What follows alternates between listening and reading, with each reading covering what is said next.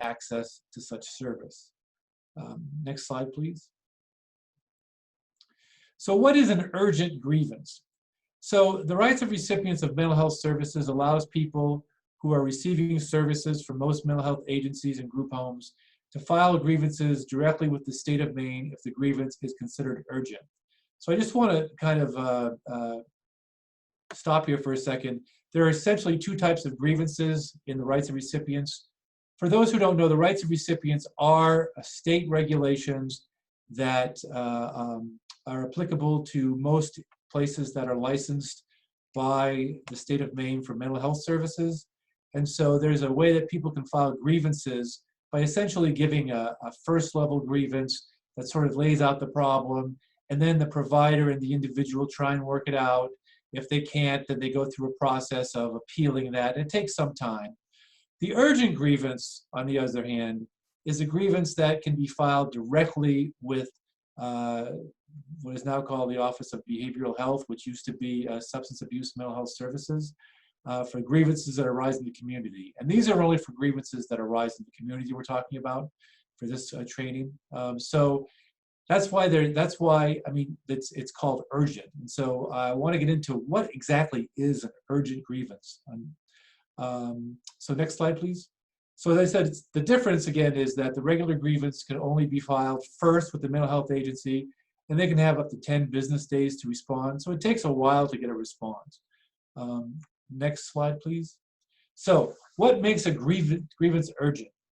So in the regulations, there is no definition of urgent, right? There's none in the regulations. Now, the American Heritage Dictionary defines urgent as follows: compelling immediate action, imperative, and this is the example they give for a sentence, a crisis of an urgent nature. So I like the way that it says it's compelling sort of an immediate action. Something has to happen very soon. Next slide, please. Okay, is that a requirement for to be filed the urgent grievance? And the answer is no.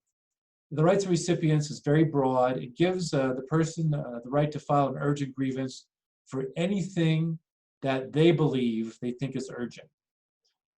Now, this is what I want to really stress this particular part of the training, because even though individuals have a right on their own to file a grievance they think is urgent under the regulation, this training is focusing only on those things that meet the urgent definition in the dictionary sense and seem to be included in the governor's 2 emergency COVID-19 orders. And the reason that is that there are so many things going on so quickly, day by day, and they change so quickly. And we are in an emergency situation. The United States is under an emergency order, and so is the state of Maine. And so this training really is to focus on when you can't get services you really need that are urgent because of things that are happening in this sort of crisis environment. And so that's why we want to focus on this. And the next slide, it'll show you why. Next slide, please. Why not use the process for things that are not urgent but important? Again, because of the state of emergency. So when the governor issues the state of emergency, the law that allows her to do that includes this provision, that she can suspend the enforcement of any rules of any state agency, which the urgent grievance is one of them, if strict compliance with the rule would in any way make it harder in coping with the emergency. Okay, next slide, please. So this is why it's important. This is used only in urgent cases relating to the emergency. Since urgent grievances are filed directly with the Office of Behavioral Health, if they are filed concerning things that are not urgent and related to the emergency, the governor has the power to suspend this rule if it is taking up too much of the state's time. So while it might be important because of all these other things that are going on, if the state gets too many of these that people label as urgent, even though they're important but not urgent, she could say, look, I'm going to suspend anyone being able to file for an urgent grievance. So we don't want to see that happen. And so that's why we're doing this training to sort of focus on things that are really urgent and to give examples and of some sort of ways for both self-advocacy and for individual advocacy and for assistance with DRM. Next slide, please. So urgent grievances related to not obtaining services outlined in the order. So that is the thing that we're really going to be trying to focus on here, is if urgent grievances are only filed when people really can't access services outlined in the orders, I don't really think that there'd be a reason to suspend the urgent grievance process, because essentially you are following what the orders are telling you to do, but you're having a difficult time and need help to access the services and needs in the order.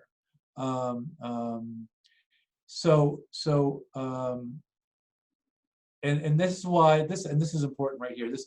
We strongly urge everyone to contact DRM first to see if we could assist prior to them filing any urgent grievance on their own. For the reason I talked about earlier, that we'd be concerned that there'd be like too many coming into the state that would not meet the level of urgency that might have a negative impact on the ability to continue to use that particular tool to get really important issues attention of the state, which I think is really important in this particular time. So the next slide, please.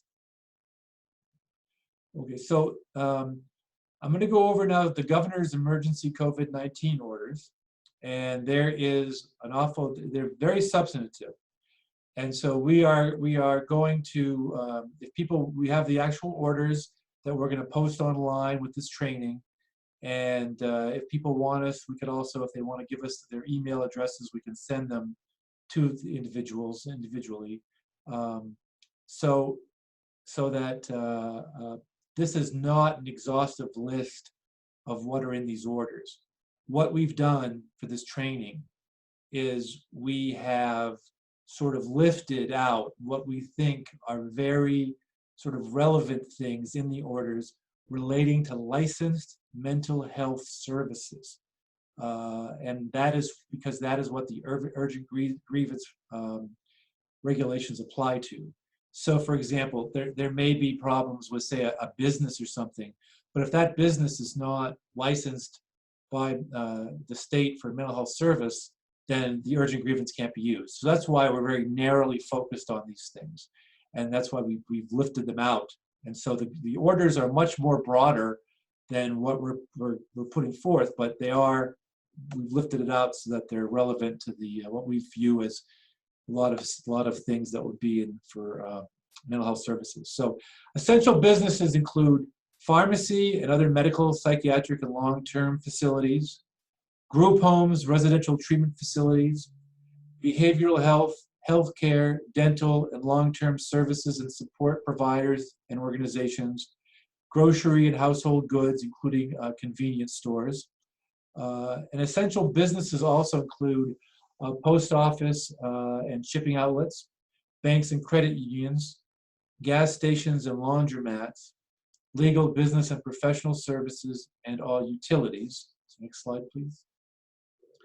So the governor's emergency COVID-19 orders, essential workers include social workers, community mental health workers, and psychiatric residential workers.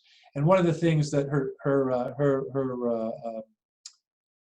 order references sorts of businesses and workers that are listed out in a very long document that comes from the Department of Homeland Security. I'm not putting all that in there. I'm just putting out, like I said earlier, just sort of the specifics we think are relevant to the urgent grievance regulations. So next slide, please. Okay, so this is something that essential activities. So there are a number of essential activities that the governor put in her order that allow folks to that they need during the emergency, even though there's a shelter-in-place, stay-at-home order. So you're able to go to access certain essential activities. And so these are the ones that we pulled. For example, there are some in terms of livestock, right? If you need to obtain necessary supplies or services for livestock.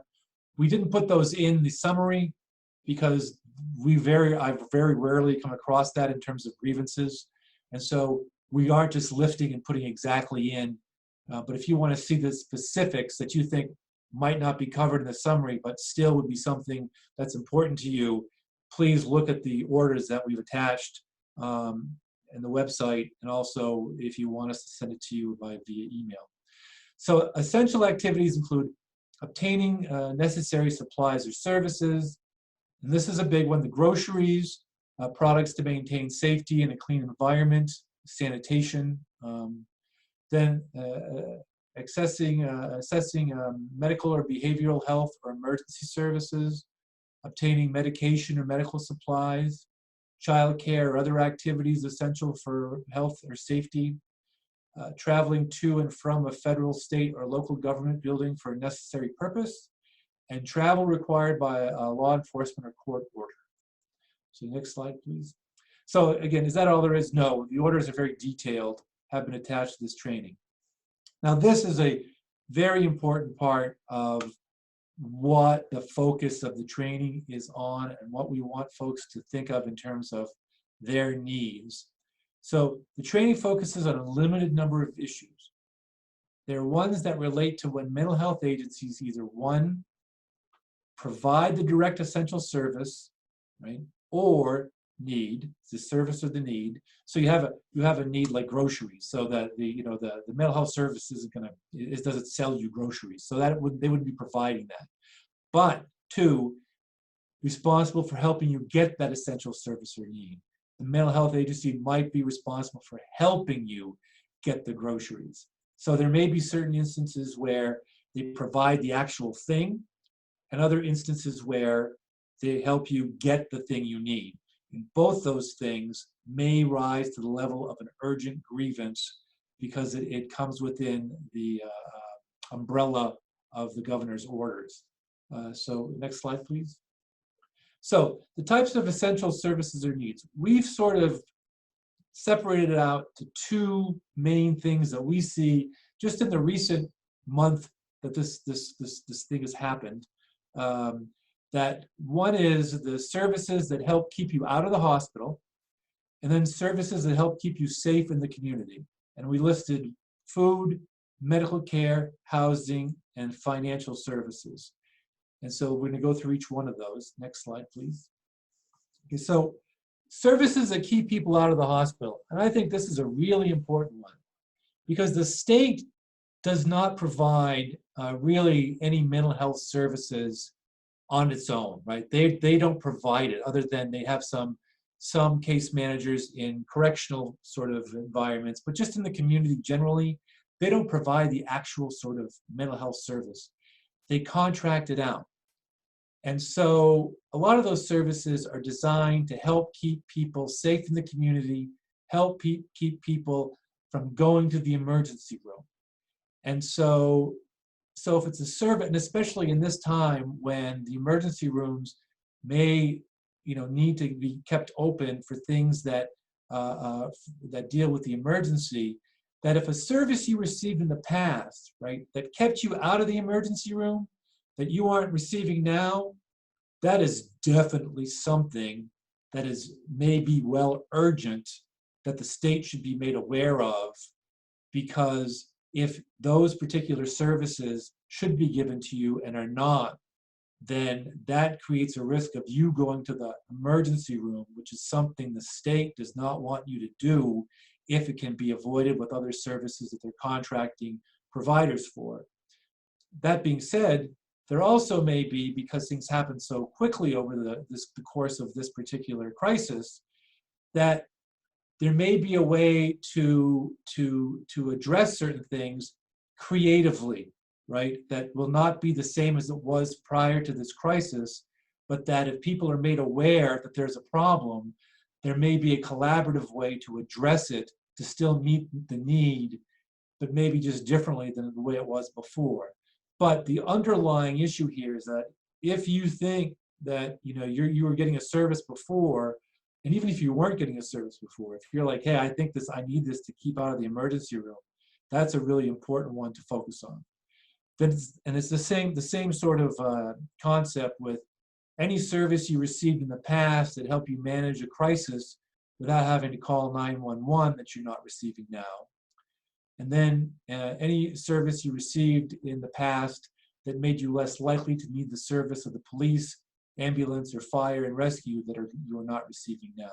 And I want to point out, these are examples. So I'm using the phrase that you didn't receive in the past. Even if you've never received them before, if this is happening and this is still something that you may want to reach out to, because the same concept is here, is that we want to keep people in the community safe so that they don't have to go to the emergency room. Next slide, please. So these are some of the services that help keep you safe in the community.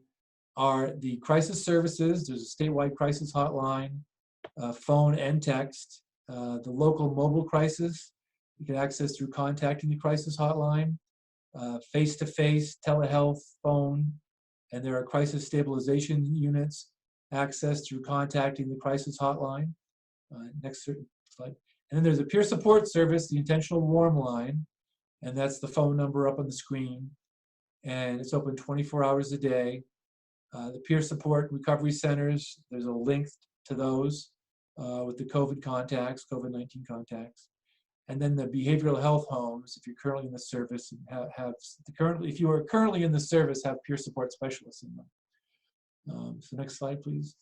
So now we're going to some of the housing examples, and these are some of the things of keeping you safe in the community, which may or may not be things that might have a potential where you go to the emergency room, but they are still so very important because of safety, because there's a stay-at-home order.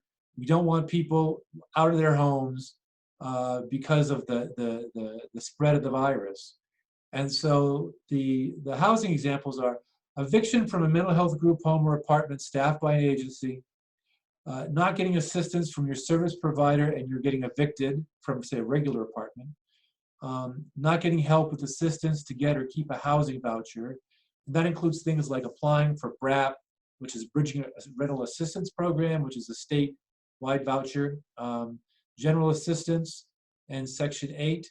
And this is also important, is help with complying with recertification requirements. Because one of the things you don't want to see happen in this particular environment is you lose services because you did not fill out a form, like just paperwork you were supposed to, and it just got lost in the shuffle. But because it was a technicality, you lost the service. Don't want that to happen. So those are things that, say if you have a case manager and you aren't getting assistance with that would be something that you might look to see, hey, I think I'll call DRM to see if this is an urgent grievance sort of issue. Next slide, please. More housing examples: being refused admission to an emergency shelter, and then not getting help finding shelter if you're sleeping in cars, parks, sidewalks, abandoned or condemned buildings. And I want to just sort of touch on these things. So there may be times when you are not going to be able to get the need met, right? But the issue, though, I think is very important, is that unless the state knows that those needs aren't getting met, they can't figure out a plan to help meet them during this time of emergency. So it's important that even if you're like, well, I didn't get it, so it's just a waste of my time to keep on asking.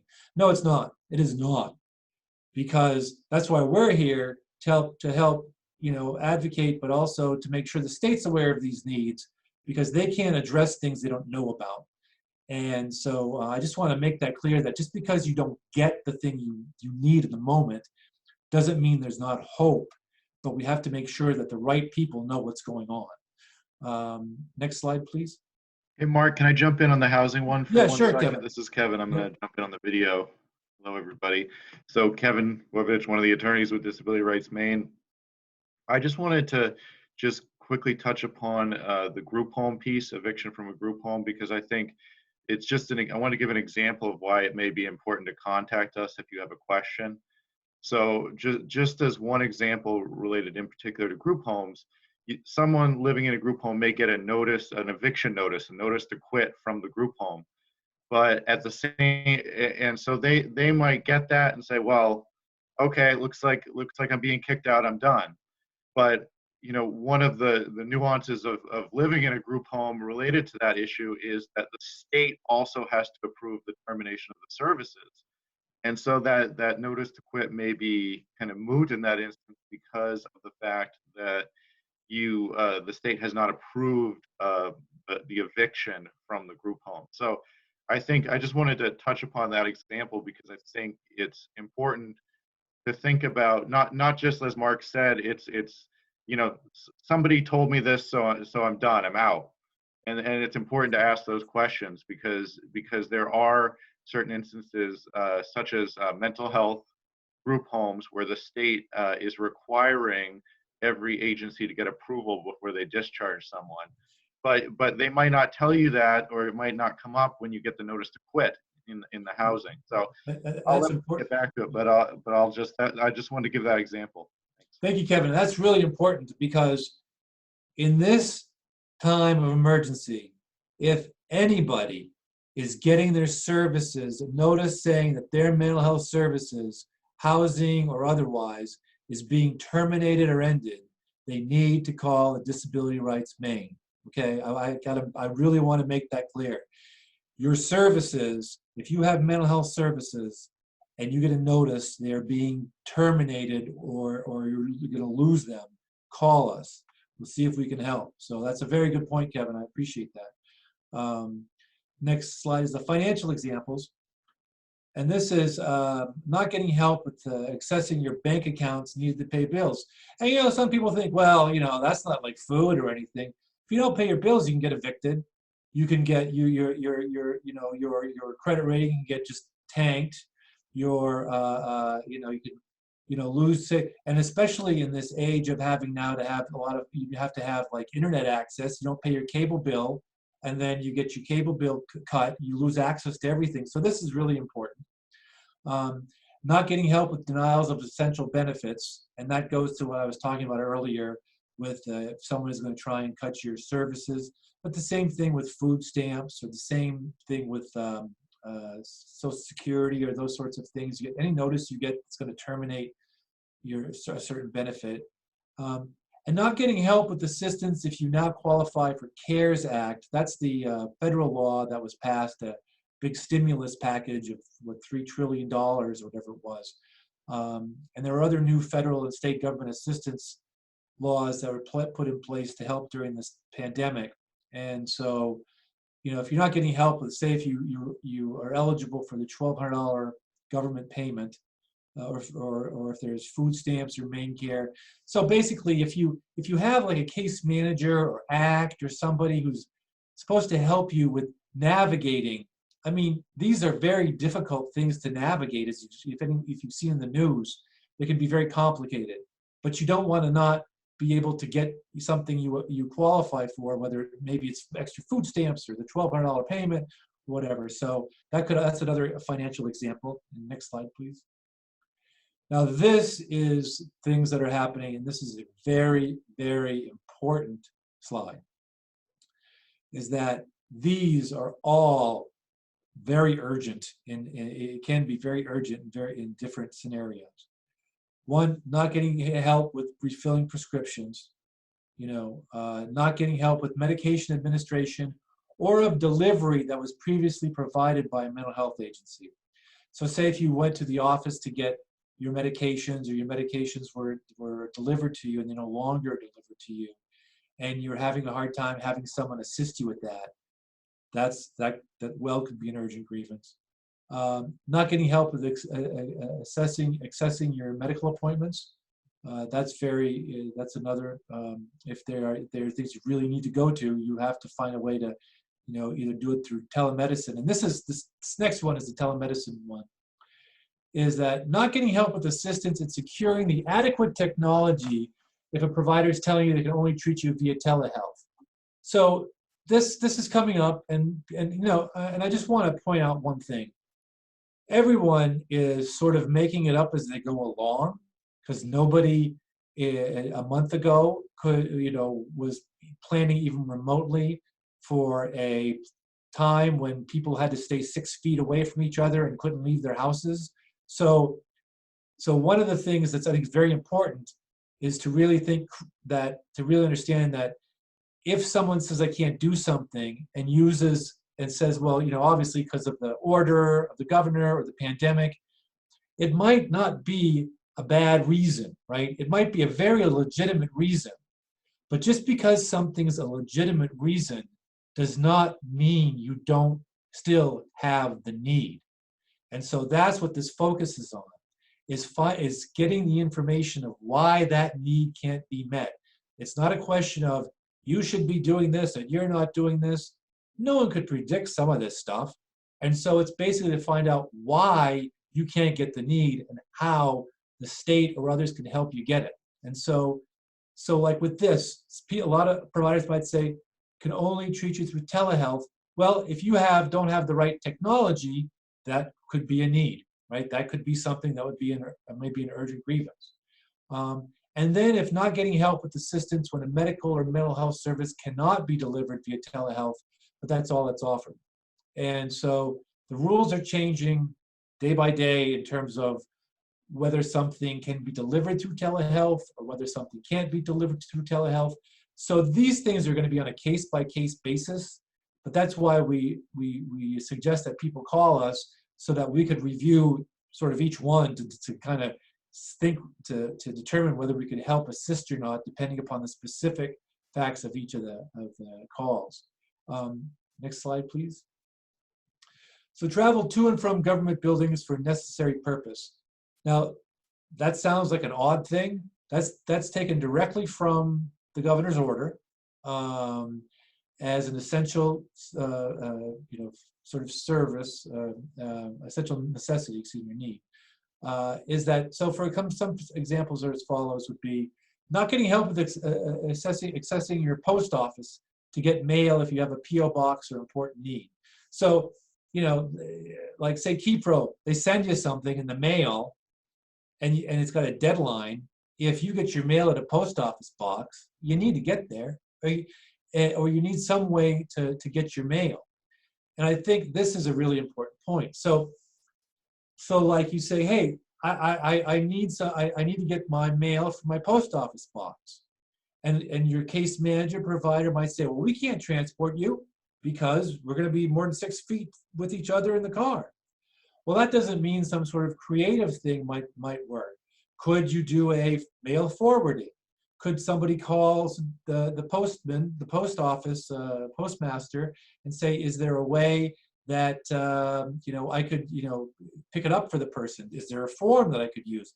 I mean, a bunch of different things. And so that's what this training really is about, is in terms of getting the information of why the provider might not be able to meet your need, and then figure out strategies around that. And if they can't figure out strategies, then to let the state know that there's a real unmet need, because the parties have really tried to figure it out and there doesn't seem to be a solution, but the need still exists. And then not getting help with accessing Social Security office, and that's going to be maybe over a lot of these things may be online. But again, if you don't have a Verizon account with the X amount of G's or this or that, I mean, you're going to need help with that in terms of if there's a technology barrier. And then not getting help with accessing general assistance office, and then not getting help with getting to the courts if required by an order. Next Mark, slide. I just have an example of that related to this issue. I know just a few weeks back, related to an issue I was dealing with for someone, that you couldn't just call up on the phone and process a food stamp application that way. So you had to go through the online, but you may not have the internet. And then, the form may be difficult for someone to, fill out a loan, and so, but you can't anymore go to the office to get assistance doing that. So it's really about not getting the equivalent of what you would have before this all happened, but getting getting a modified version that does provide you the assistance. I Right. wanted to just emphasize that with you because I think, And, it's not about the same thing, it's about getting the need met. yeah. So next slide, please. Okay, and the food, same thing with accessing the food example. It's not getting help with getting groceries you want and you can pay for, not getting help with getting groceries when you do not have enough money to pay for them, not getting help with getting certain foods you need due to a medical condition. These are just all examples. I mean, there are a number of different examples, but I think these are just showing the, some of the essential things are food, medicine, just to give folks an example of what those things would be. Next slide, please. Okay, now this, I think, is really very, I think, important for everybody, because in terms of there are limited resources, everyone has limited resources because there are so many things going on. And so we want to make sure that anything that percolates up, that kind of bubbles up to actually becoming a grievance that gets sent to the state, has to really have gone through, some trying to figure things out before it gets there, for the reasons I said earlier.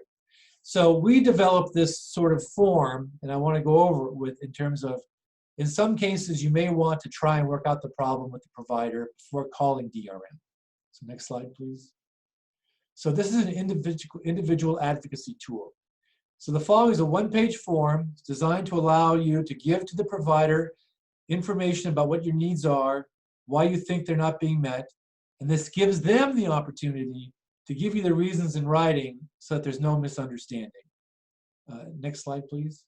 And here's the example, and this is just this slide we have. We're going to post the actual form on the websites of CCSM and DRM, along with the training when it's with the video, so you'll have access to those forms. And it's just one page, and we're going to go. The next slides will be going over the actual form just to show what's on it. So it's called So it's called Request for Assistance. Request for written reasons for denial of request for assistance with COVID-19 essential activities. And the next slide, please.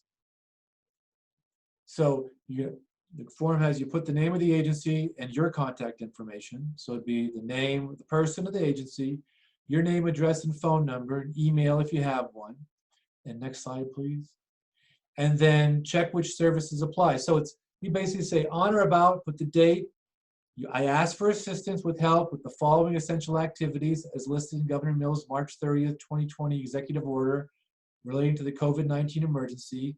And as you can see, we just put the things we just talked about, the general, the general sort of areas, the 1, 2, 3, and 4. And the next slide, please. And then you write specific. This is important. You write specifically what it is you're asking for. What it is I need. What is the essential thing I need help with? Is it going to get my mail to the post office? And it's important here to say not just I need help going to get my mail.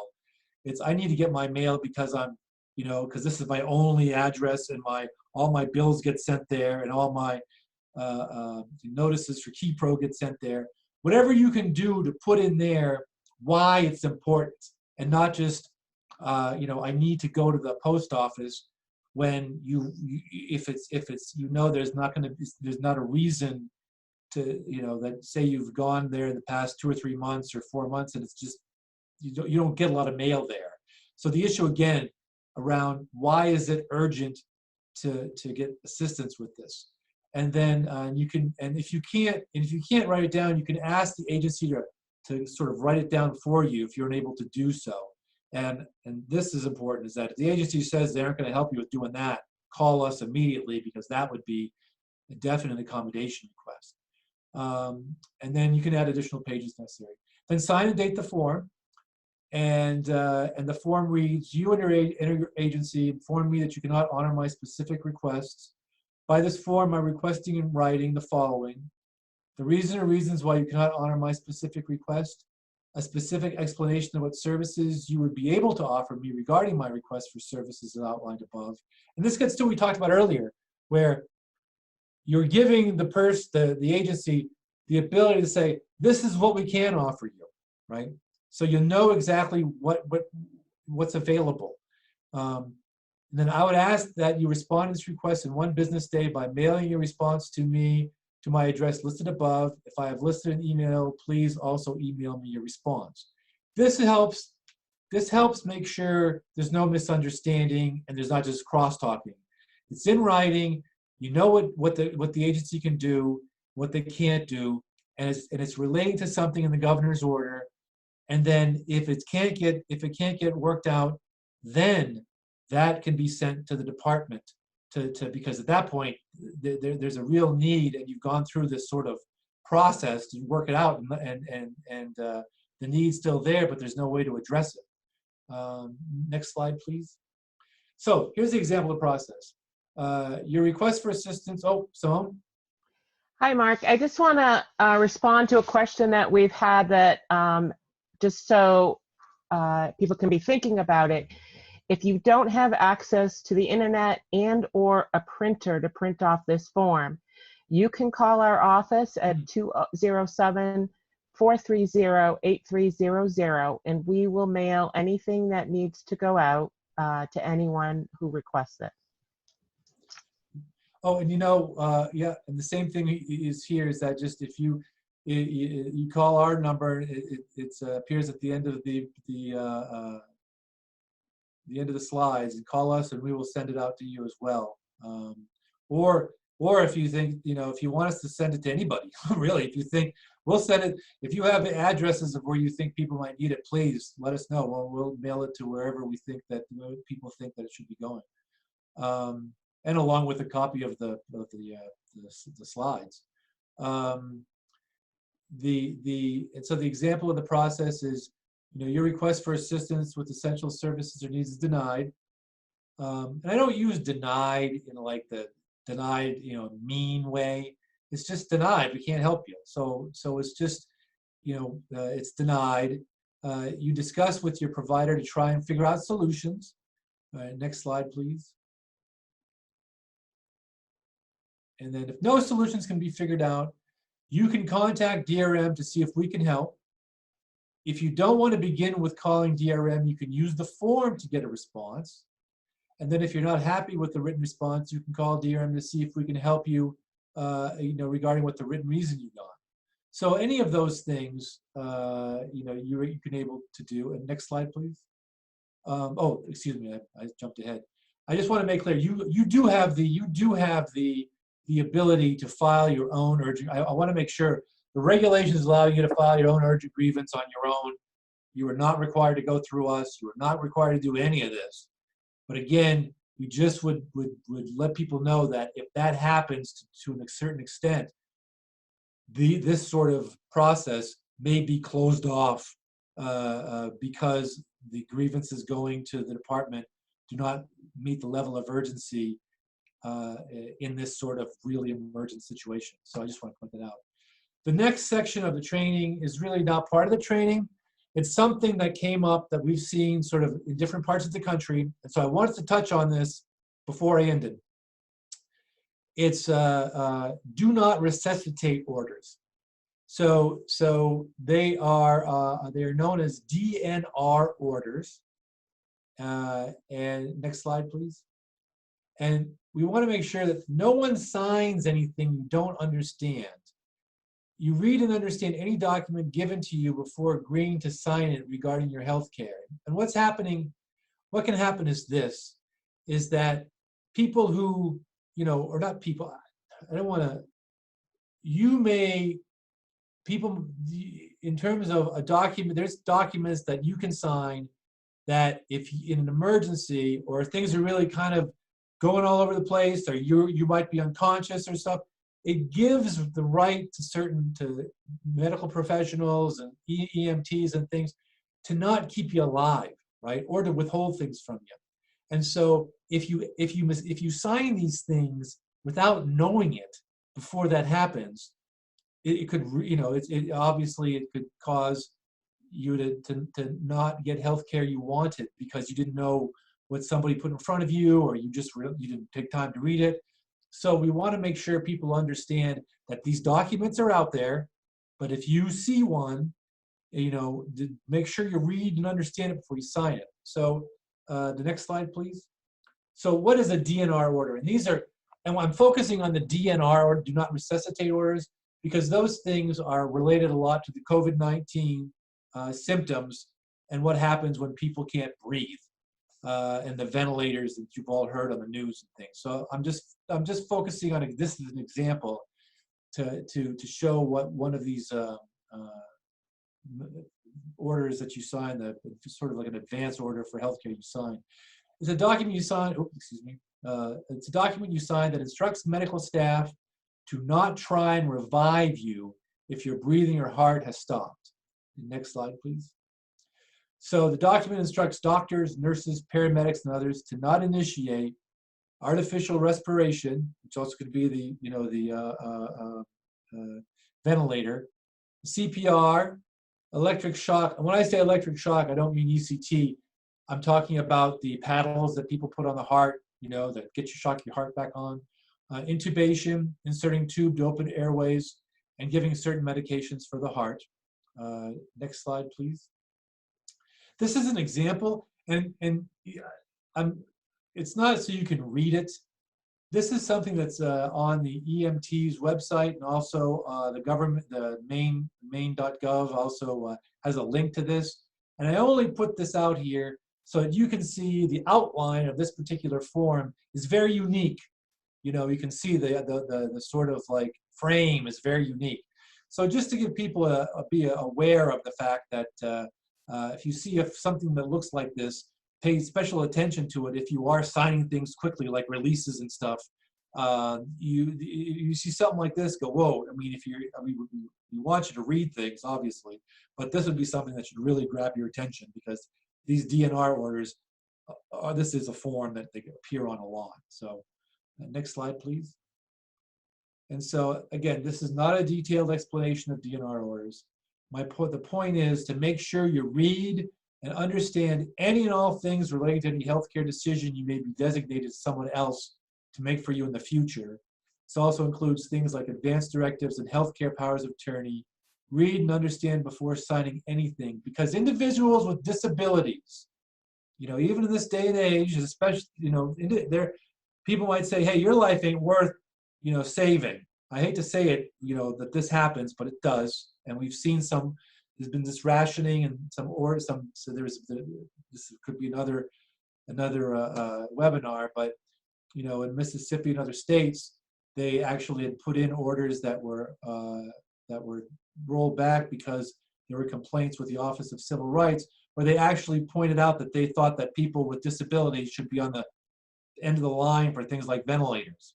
So that's why we're putting this out, to let people know, to make sure you read anything that has to do with healthcare decisions that are going to be made for you in the event of like an emergency, particularly if you're an individual with a disability, because of what's happening in some places across the country. That's why we're putting it at the end of this, even though it has nothing to do with the actual webinar. We're just doing this to make sure, because it's such an important thing. And the next slide, I think, is our contact information. Yep, and here's our contact information, and we'll leave it up while we look at the questions. And if you want to take the question, I've not been looking at any questions, Simone. I've just been going through, so. Okay, so we do have one question from Jane Moore.